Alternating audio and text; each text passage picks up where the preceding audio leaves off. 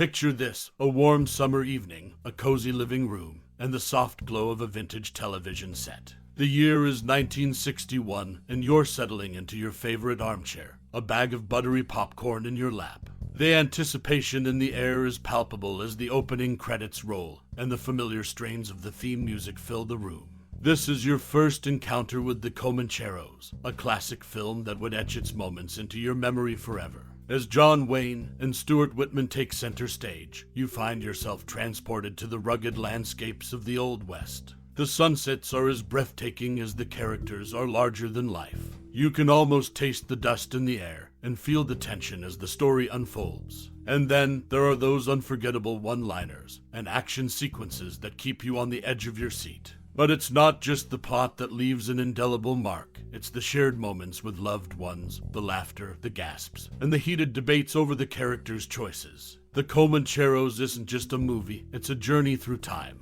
and a bonding experience that transcends generations. Now, as we delve into some intriguing facts about this cinematic gem, get ready to be surprised, amused, and enlightened. From behind-the-scenes anecdotes to the movie's impact on pop culture, there's a treasure trove of trivia waiting to be uncovered. So, fasten your seatbelts and prepare to be transported back to the era of cowboy hats and saloon shootouts. It's time to rediscover the Comancheros in all its glory, and perhaps relive those cherished memories once more. Lights, camera, action, let's ride. In the 1961 movie The Comancheros, there's an interesting historical inaccuracy. When Paul, played by Stuart Whitman, asks Melinda, portrayed by Joan O'Brien, about her husband, she mentions that he was killed at the Battle of San Jacinto. However, this might not have been entirely accurate. At the Battle of San Jacinto, only 9 Texans lost their lives, making Paul's character one unlucky soldier. This historical discrepancy adds a unique twist to the film's narrative, as it highlights the creative liberties often taken in Hollywood storytelling.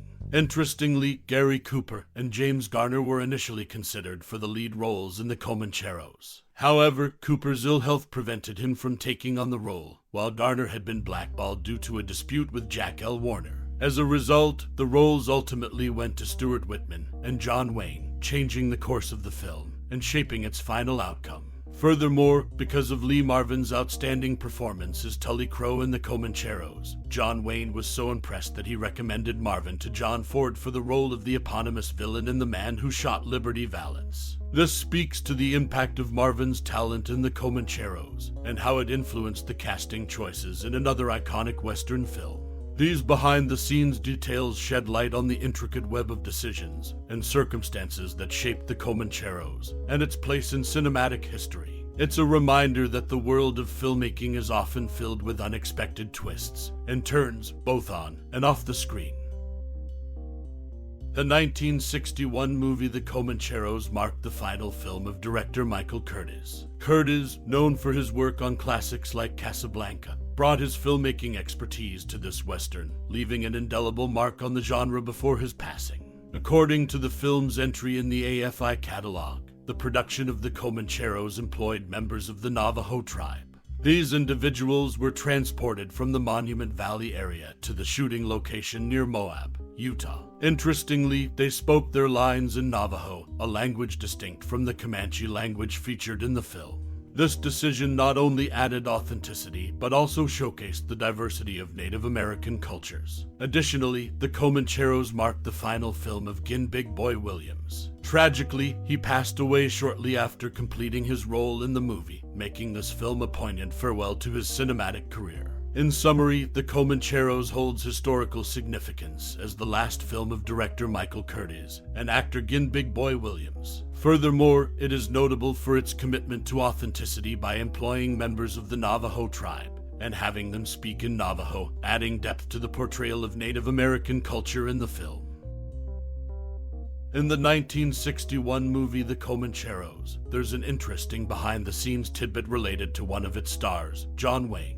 On the first day of filming, Wayne had a run-in with the third assistant director, Tom Mankiewicz. Wayne, a staunch supporter of Richard Nixon and a critic of John F. Kennedy, noticed that Mankiewicz was wearing a Kennedy button.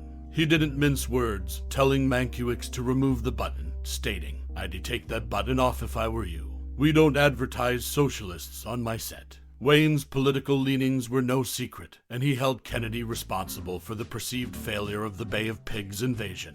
This incident sheds light on the political climate of the time and the strong opinions of one of Hollywood's iconic actors. Interestingly, in the same film, when John Wayne's character, Captain Jake Cutter, signs the hotel register under the alias McBain, sharp-eyed viewers might notice that one of the names already in the register is William H. Clothier.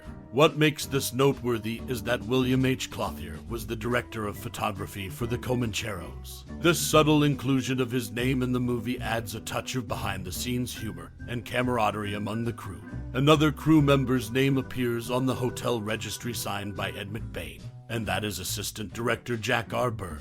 This hidden nod to the crew within the movie's set dressing further highlights the sense of collaboration and unity among the filmmaking team. These small details in the Comancheros offer a glimpse into the dynamics of the cast and crew, showcasing the strong opinions of its star, John Wayne, as well as the camaraderie and inside jokes that often develop during the production of a film. In the 1961 movie The Comancheros, there's an interesting connection between John Wayne and his daughter, Asa Wayne. Asa Wayne played the role of Bessie, who is Melinda Marshall's daughter in the film. This family connection added a personal touch to the movie. As for wardrobe details, Patrick Wayne, who also appeared in the film, wore a neckerchief that was identical to the one his father, John Wayne, had worn in the 1953 movie Hondo. This subtle nod to a previous film showcased the attention to detail in the Comancheros. Now, let's talk about the Texas Rangers, a prominent element in the movie. In real history, the Texas Rangers began with just 60 men.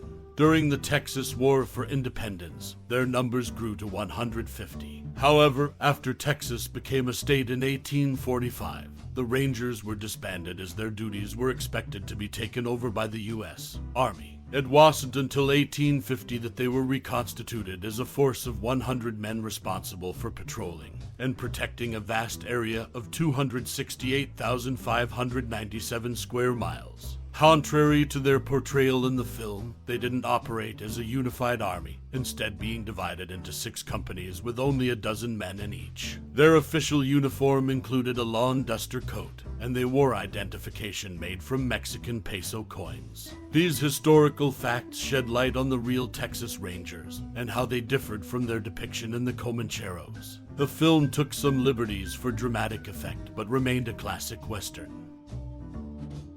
In 1961, the movie The Comancheros brought together notable Hollywood figures, but it also had its share of behind-the-scenes stories. George Sherman produced the film, and Michael Curtiz directed it. During filming, Curtiz battled a serious illness, ultimately succumbing to cancer shortly after the movie's release. On days when Curtiz was too ill to work, the iconic John Wayne stepped in to fill the director's chair. However, when the film was completed, Wayne declined co-director credit, insisting that Curtiz's name alone be recognized as the director. This act of deference showcased Wayne's respect for his colleague's legacy. This wasn't the only instance of John Wayne taking the reins during a production. In 1971, on the set of Big Jake, directed by George Sherman, Wayne once again assumed the role of director when Sherman fell ill. In a similar gesture of humility, Wayne requested no co-director credit for his contributions. While the Comancheros was set in Galveston, Texas, the stern-wheeler steamboat John B. Dickey featured in the film was, in fact, a prop borrowed from Universal Studios. It graced many other films, including The Mississippi Gambler, The Far Country, and 4 for Texas. Tragically, this iconic prop met its end in a devastating fire that consumed the Universal lot in 1967, marking the end of an era for this piece of cinematic history. The novel that served as the source material for the Comancheros was written by Paul Wellman with Cary Grant in mind for the role of Paul Regret. However, by the time the film was made in 1961, Grant had aged out of the part and was not willing to accept second billing to John Wayne. This casting twist led to Wayne taking on the role and delivering a memorable performance in this classic Western. In the world of Hollywood, the Comancheros stands as a testament to both the artistry on screen and the dedication behind the camera, with John Wayne's selflessness and the fate of the iconic steamboat John B. Dickey adding intriguing layers to the movie's history. As we bid adieu to the captivating world of the Comancheros, I implore you to take a moment to reflect upon the indelible mark this 1961 masterpiece has left upon your cinematic soul. This timeless tale of rugged frontiers, simmering conflicts, and the undying human spirit has a unique power to stir the depths of our hearts and minds. Have you ever found yourself transported to the sun-soaked plains of the Old West, where gallant heroes and enigmatic outlaws dance with destiny? Have you marveled at the chemistry between John Wayne and Stuart Whitman as they navigated the treacherous terrain of the Comanchero gang? Or perhaps it was in a Balin's ethereal presence that left you enchanted. Whether it was the epic showdowns, the unforgettable characters, or the hauntingly beautiful soundtrack, the Comancheros has etched itself into the annals of cinematic history for a reason. Now, as we journey back from the reels of the past, I invite you to share your cherished memories, thoughts, or musings about this iconic film. What stirred your soul? Which scenes ignited your imagination? And how has this cinematic gem shaped your perception of the Wild West? Your voice is an integral part of the rich tapestry of film appreciation, and by sharing your thoughts, you help keep the spirit of the Comancheros alive for generations to come. Thank you for taking this cinematic odyssey with us, and for sharing your passion for this classic masterpiece. Your engagement and enthusiasm make the world of film all the more vibrant. Until our next cinematic rendezvous, stay captivated by the magic of the silver screen. And remember, every story has its heroes and its villains, but in the end, they are all